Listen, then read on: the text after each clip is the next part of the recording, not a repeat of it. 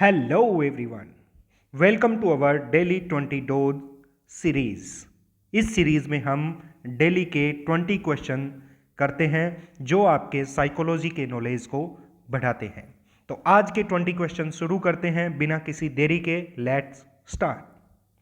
First question है, James Drever ने मनोविज्ञान को किस प्रकार का विज्ञान माना।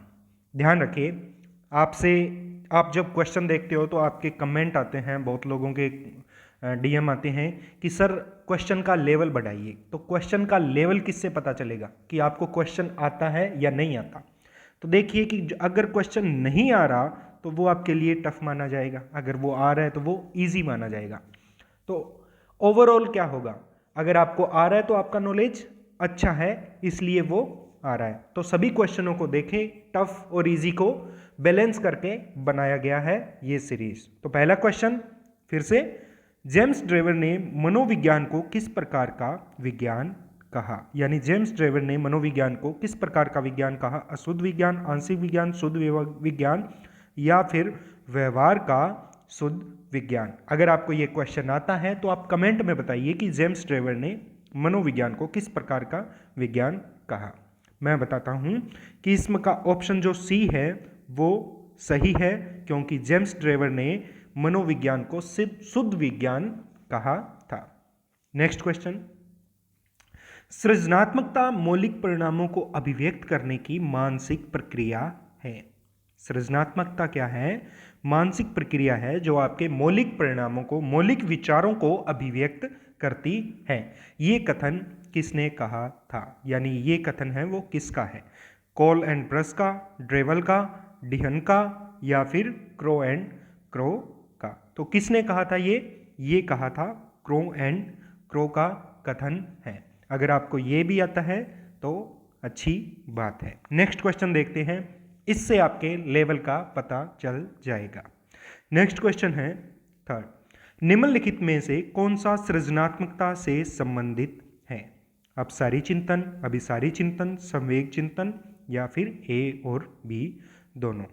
अब ध्यान रखिए, इस क्वेश्चन का जवाब मैं यहाँ ना देकर आपको कम्युनिटी टैब है वहाँ पे एक क्वेश्चन फिर से अपलोड करूँगा और उसको एक्सप्लेन करूँगा कि इसका जवाब क्या होगा।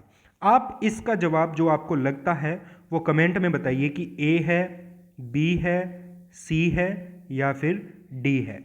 अगर मान लो कि आपका क्वेश्चन आंसर है वो सी है तो आप बताइए कि ए, बी और डी क्यों नहीं है, ये भी साथ में जवाब दीजिए। अगर आपको इसका जवाब आता है तो इसका जवाब जरूर दें ताकि मुझे पता चले कि आप किस लेवल तक पहुंचे हैं, क्योंकि इसका जवाब मैंने जो सृजनात्मकता की जो हमने की थी उसके अंतर्गत मैंने बताया था कि इसका जवाब क्या होगा, जो हमने किसमें की थी, क्लास 12th के अंतर्गत शायद तक की थी। क्लास 11th या 12th के अंतर्गत जो एक लेसन था जिसमें सृजनात्मकता थी, वहां पर ये एक लाइनर, वन लाइनर एनसीईआरटी में लिखा हुआ है। तो एनसीईआरटी का क्वेश्चन मान सकते हो आप और आपके लेवल का पता चल जाएगा। नेक्स्ट क्वेश्चन, विशेष आवश्यकता वाले बालकों को शिक्षा उपलब्ध कराई जानी चाहिए अन्य सामान्य बालकों के साथ, विशेष बालकों में विशेष विद्यालयों के लिए विकसित पद्धतियों द्वारा, विशेष विद्यालयों में विशेष अध्यापकों द्वारा। तो जो विशेष आवश्यकता वाले बालक हैं उनको कहाँ शिक्षा उपलब्ध करवानी चाहिए? अन्य बालकों के साथ ही शिक्षा उपलब्ध करवानी चाहिए, जिसको हम क्या बोलते हैं, समावेशी शिक्षा के अंतर्गत पढ़ते हैं। तो option A is right answer. Alexia क्या है? पढ़ने में अक्षमता, सीखने में लिखने में अक्षमता, सुनने में अक्षमता। तो अलेक्सिया किसके अंतर्गत आता है? अलेक्सिया आता है पढ़ने में अक्षमता। क्या है? पढ़ने में अक्षमता किसको बोलते हैं? अलेक्सिया को कहते हैं। यानी व्यक्ति है वो पढ़ने में कठिनाई का अनुभव करता है। अगर कठिनाई का अनुभव करता है तो उसकी सीखने में भी अक्षमता होगी। तो अगर दोनों दिए हो तो कौन सा टिक करोगे आप अलेक्सिया के लिए? पढ़ने में अक्षमता। यदि पढ़ने में अक्षमता ना दिया हो तो सिर्फ सीखने में अक्षमता को टिक किया जा सकता है, क्योंकि पढ़ने में अक्षमता है तो वो सीखने में भी अक्षमता मानी जा सकती है। नेक्स्ट क्वेश्चन, गिलफोर्ड ने अभिसारी चिंतन अभिसारी चिंतन पद का प्रयोग किसी समान अर्थ में किया, यानी किसके समान अर्थ में किया? बुद्धि के, सृजनात्मकता के, दोनों के, या फिर इनमें से कोई नहीं। तो गिलफोर्ड ने किसके लिए किया था अभिसारी चिंतन का प्रयोग? अभिसारी चिंतन का प्रयोग सृजनात्मकता के लिए, जो क्रिएटिविटी है इसके लिए उपयोग किया गिलफोर्ड ने। नेक्स्ट है, किस प्रकार के बच्चों में शिक्षा हेतु सांकेतिक भाषा का प्रयोग किया जाता है? यानी सांकेतिक भाषा के प्रयोग द्वारा किसको पढ़ाया जा सकता है? दृष्टि दोष युक्त बच्चे, मूक बधिर, मंदबुद्धि, या उपयुक्त में से ऊपर दिए गए में से कोई नहीं। तो देखिए, जो दृष्टि बाधित है या दृष्टि दोष है, जिनकी चश्मा लगी हुई है, तो उनको तो जो आपके गॉगल्स हैं उनके द्वारा क्या हो सकता है, उनकी दृष्टि दोष को ख़त्म किया जा सकता है। तो वहाँ पे सांकेतिक भाषा की ज़रूरत नहीं है। ऊपर से यदि अगर उसकी नज़र कमज़ोर है या मान लो कि अंधा है, तो उससे सांकेतिक भाषा से कैसे पढ़ा सकते हो? जब उसको दिखाई नहीं दे रहा तो सांकेतिक भाषा कहाँ से दिखेगी? तो उसे बोल के भी पढ़ाया जा सकता है। मूक बधिर है, इसके लिए क्या होगी? सांकेतिक भाषा का उपयोग करना पड़ेगा। नेक्स्ट क्वेश्चन, शारीरिक गतिक बुद्धि, जो हार्वर्ड गार्डनर ने मल्टीपल इंटेलिजेंस थ्योरी दी थी, उसमें जो बॉडीली काइनेस्थेटिक इंटेलिजेंस है रखने वाले बच्चों की अंतिम अवस्था निम्नलिखित में से कौन सी है? यानी जिनमें MI जो बॉडीली काइनेस्थेटिक इंटेलिजेंस है वो किस प्रकार के बनते हैं, यानी किस प्रकार के कार्य करते हैं? सर्जन बनते हैं, पोइट बनते हैं, ऑपरेटर बनते हैं, या फिर राजनेता बनते हैं? तो किस प्रकार के बनते हैं? जिनमें बॉडीली काइनेस्थेटिक इंटेलिजेंस होती है वो पोइट नहीं होते, ऑपरेटर यानी वाचन नहीं होते, और राजनेता इंटरपर्सनल, इंट्रापर्सनल इससे रिलेटेड आ जाता है। तो शल्य चिकित्सक इसका सही आंसर है, सर्जन। नेक्स्ट क्वेश्चन, शिक्षा के क्षेत्र में पाठ्यचर्या है ये, पाठ्यचर्या यानी कैरिकुलम शब्दावली किस ओर संकेत करती है? शिक्षण पद्धति एवं पढ़ाई जाने वाली विषय वस्तु की ओर, विद्यालय के संपूर्ण कार्यक्रम जिसमें विद्यार्थी प्रतिदिन अनुभव करते हों, मूल्यांकन प्रक्रिया, या कक्षा में उपयुक्त होने वाली पाठ्य सामग्री? तो कक्षा में उपयुक्त होने वाली पाठ्य सामग्री है, इसको हम बोलते हैं सिलेबस, सिलेबस कहते हैं। लेकिन जो कैरिकुलम है वो सिलेबस से भी ब्रॉड एक टॉपिक है जो कि संपूर्ण विद्यालय के कार्यक्रम को बताता है। तो बी इसका आंसर हो गया। नेक्स्ट क्वेश्चन, भाषा एवं अवबोधन से संबंधित विकार है अफेजिया। जो ये विकार है ना, जो पठन के विकार हैं, अधिगम के विकार हैं, वो आप अंग्रेजी में याद रखें, अंग्रेजी में इनके वर्ड याद रखें। अफेजिया, अप्रेक्सिया, डिसलेक्सिया या वाक संबंधी रोग। तो भाषा या अवबोधन संबंधी विकार हैं, उसको हम वाक संबंधी विकार कहेंगे। तो एक और ध्यान रखना, अब इसमें अप्रेक्सिया है, ये क्या है? लिखने से संबंधित है। डिसलेक्सिया है, ये है पढ़ने से संबंधित। डिसलेक्सिया पढ़ने से, अप्रेक्सिया क्या है? लिखने से। जो अफेक्सिया है, अफेजिया है, ये किससे संबंधित है? ये बोलने से, वाचन संबंधी है, वाचन संबंधी। तो इसका आंसर ए भी है और डी भी है। लेकिन जब हमें एक टिक करना हो तो किसको टिक करेंगे? हम ए को करेंगे, क्योंकि ये स्पेसिफिक बताया हुआ है कि अफेजिया है वो क्या है? भाषा एवं अवबोधन से संबंधी विकार है। यदि ए ना दिया हुआ हो तब हम किसको टिक करेंगे? डी हम इसका आंसर लगाएंगे। और ऐसे ही क्वेश्चनों की प्रैक्टिस के लिए हमें MCQ सीरीज को ज्वाइन करना चाहिए कि कौन से आंसर। अब देखिए, अगर ये क्वेश्चन सेम हो, अगर ऑप्शन बदल दिए जाए तो क्या हो जाएगा? आंसर भी बदल जाएगा। ऑप्शन बेस्ड होता है साइकोलॉजी का ज्ञान। नेक्स्ट क्वेश्चन, एक बच्चा अतीत की समान परिस्थितियों में की गई अनुक्रियाओं के आधार पर नई स्थितियों में के प्रति अनुक्रिया करता है। यानी बच्चा अपने अतीत के अंदर कोई अनुक्रिया कर रहा है किसी स्थिति के लिए, वैसी ही स्थिति के लिए वो वैसी ही अनुक्रिया कर रहा है। तो ये किससे संबंधित है? सीखने का जो सिमिलरिटी का लॉ है इससे, या सीखने का जो इफेक्ट लॉ है यानी प्रभाव का नियम है इससे, या फिर सीखने का जो एटीट्यूड, लॉ ऑफ एटीट्यूड है इससे, या फिर तत्परता के नियम से संबंधित है। तो ध्यान दीजिए, जो हमारे सीखने के जो मुख्य नियम कौन से थे? एक तो था तत्परता का नियम, तत्परता का नियम। ये क्या बताता है?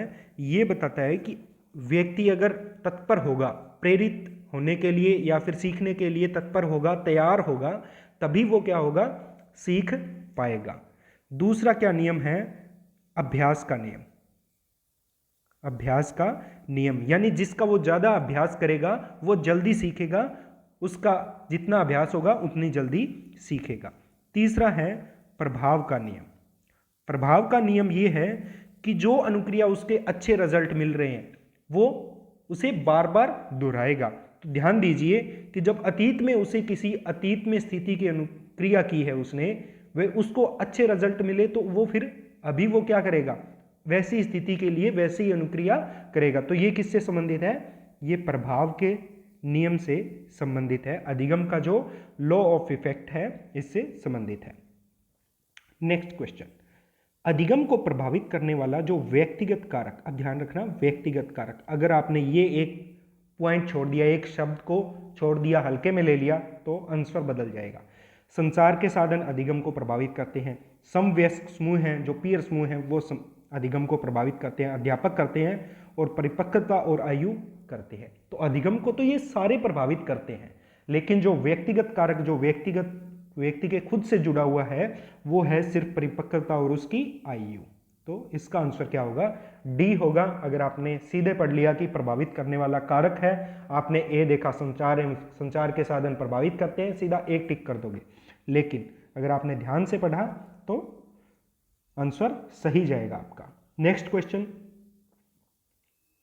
सीखने के सिद्धांत जो पूर्ण रूप से केवल अवलोकनीय व्यवहार ऑब्जर्वल बिहेवियर पर आधारित है, सीखने के सिद्धांत किससे संबंधित है? यानी कौन सा सिद्धांत ये बताता है कि सिर्फ ऑब्जर्व करके सीखा जा सकता है? विकासवादी, व्यवहारवादी, रचनावादी, संज्ञानवादी? इजी है। ऑब्जर्व किसने बताया था? जेबी वॉटसन व्यवहारवादी था, और व्यवहारवाद यही बताता है कि सिर्फ देखकर सीखा जा सकता है। नेक्स्ट क्वेश्चन, उपलब्धि अभिप्रेरणा क्या है? जो अचीवमेंट मोटिवेशन है वो क्या है? सफलता असफलता को समान रूप से स्वीकार करने की तत्परता? नहीं। बिना विचारे जल्दबाजी में कार्य करने की प्रवृत्ति? नहीं। चुनौतीपूर्ण कार्य करने में डटे रहने की प्रवृत्ति, या असफलता के बीच रहने की प्रवृत्ति? ये भी नहीं है। तो उपलब्धि अभिप्रेरणा क्या है? कोई चुनौतीपूर्ण या कठिन कार्य है, उसमें भी डटे रहने की प्रवृत्ति क्या है? उपलब्धि अभिप्रेरणा है। तो अगर इसके बारे में आपको ज़्यादा जानना है तो आप क्या करेंगे? हमारी प्लेलिस्ट में जो कंप्लीट साइकोलॉजी सीरीज है उसको जाके देखिए। जो इस बार जो वीडियो आएगी, जो लेक्चर वीडियो होगी, वो आपकी किससे रिलेटेड होगी? मोटिवेशन से रिलेटेड है, और इसके अंतर्गत हम इसको एक्सप्लेन अच्छे से करेंगे। नेक्स्ट क्वेश्चन, बच्चे फिल्मों में दिखाए गए हिंसात्मक व्यवहार को सीख सकते हैं, यह निष्कर्ष में लिखित में किस वैज्ञानिक द्वारा दिए गए कार्य पर आधारित हो सकता है? यानी बच्चे हैं वो फिल्मों में दिखाए गए हिंसात्मक व्यवहार को सीख सकते हैं, ये किस वैज्ञानिक से रिलेटेड है ये बताना है। एडवर्ड थॉर्नडाइक, जेबी वॉटसन किसको बताया था? व्यवहारवाद को। यानी बच्चे क्या करते हैं? देखकर सीखते हैं वो। एल्बर्ट बेंड्यूरा और जीन पियाजे, जान नहीं है, ये जीन पियाजे है जो संज्ञानात्मक विकास की थ्योरी दी थी। अब देखिए, आपने सीधे देखा और किसको टिक कर दिया? जेबी वॉटसन। लेकिन आपने एल्बर्ट बेंड्यूरा को इग्नोर किया कि एल्बर्ट बेंड्यूरा ने क्या दिया था? एल्बर्ट बेंड्यूरा ने सामाजिक अधिगम की थ्योरी दी थी। सामाजिक अधिगम की, समाज में व्यक्ति किस प्रकार सीखता है।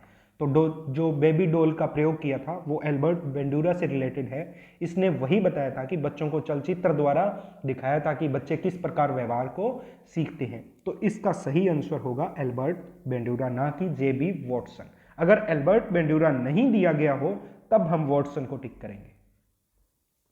नेक्स्ट क्वेश्चन, अभिप्रेरणा चक्र के संबंध में निम्नलिखित में से कौन सा सही क्रम है? अभिप्रेरणा को जो चक्र है उसमें सही क्रम क्या है? अभिप्रेरणा के चक्र में सबसे पहले कौन सा आता है? सबसे पहले आता है आवश्यकता। आवश्यकता से अभिप्रेरणा चक्र शुरू होता है, तो सी और डी में से एक होगा। उसके बाद में आता है लक्ष्य उन्मुख व्यवहार या प्रबल प्रेरणा, फिर प्रबल प्रेरणा, उत्तेजना, उत्तेजना यानी उत्तेजना में कमी होगी, उपलब्धि के बाद में उत्तेजना में कमी होगी, ये तो पता है। लेकिन आवश्यकता के बाद में हम क्या करेंगे, लक्ष्य उन्मुख व्यवहार करेंगे, प्रेरणा, उत्तेजना, उपलब्धि के बाद में, तो सी इसका सही आंसर होगा।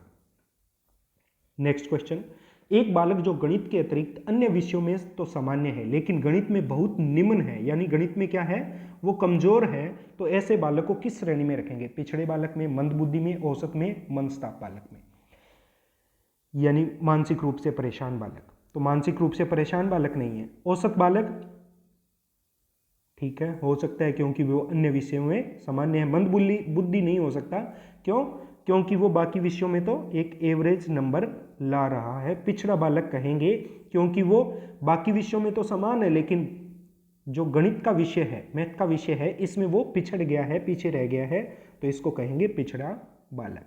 नेक्स्ट क्वेश्चन, एक छात्र जो हमेशा नई नई जानकारियों के लिए स्रोत को खोजता है वह शिक्षक एवं सहपाठियों से भी तर्क वितर्क करता है, तो वो कौन सा होगा, समस्यात्मक, औसत, प्रतिभाशाली या फिर हठी बालक।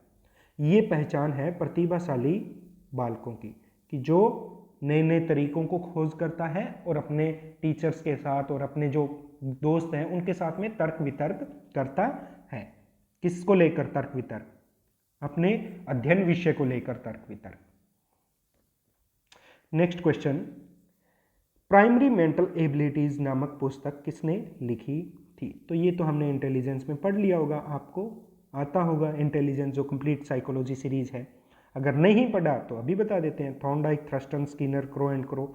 तो पीएम में जो थी वो किसने दिया था, थ्रस्टन ने दिया था, तो आंसर है बी। नेक्स्ट क्वेश्चन, अहम निर्देशित होता है सुख के सिद्धांत, वास्तविकता के सिद्धांत, आदर्श के सिद्धांत या फिर सामान्य सिद्धांत। तो हमने पढ़ा था इद, ईगो और सुपर ईगो। इद, ईगो और सुपर ईगो। इद है ये सुख के सिद्धांत पर कार्य करता है, ईगो है वो वास्तविकता के सिद्धांत पर, और सुपर ईगो है वो आदर्शवादी सिद्धांत पर कार्य करता है। और ईगो को ही क्या नाम दिया है, अहम नाम दिया है। तो इसका आंसर क्या होगा, वास्तविकता का सिद्धांत इसका आंसर होगा। सुपर ईगो को परम अहम नाम देंगे, इद को इद ही नाम दिया गया है हिंदी के अंतर्गत। तो ये थे आज के 20 क्वेश्चन। आई होप आपको समझ में आए होंगे। अगर आपको किसी भी क्वेश्चन में डाउट हो तो आप नीचे कमेंट करके पूछ सकते हैं। इस प्रकार की वीडियो को देखते रहने के लिए आप इस चैनल को सब्सक्राइब करें और अपने दोस्तों के साथ में शेयर जरूर करें। मिलते हैं नेक्स्ट वीडियो में, तब तक के लिए स्टे ट्यून्ड।